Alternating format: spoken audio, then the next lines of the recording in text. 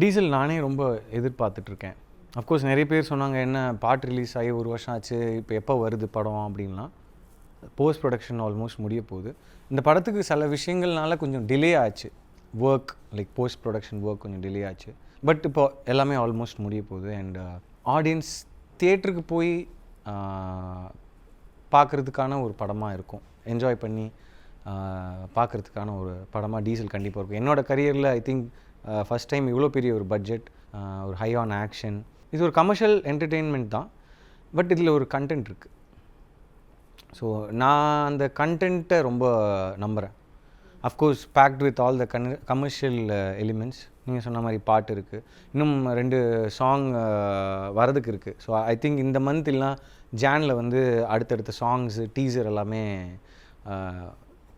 Release பண்ண போகிறோம். So I am very excited. படத்தை பற்றி இப்படி அப்படின்னு நம்மளே அதிகமாக சொல்லக்கூடாது. ஸோ எல்லாருக்கும் பிடிக்கும்னு நாங்கள் கண்டிப்பாக நம்புகிறோம்.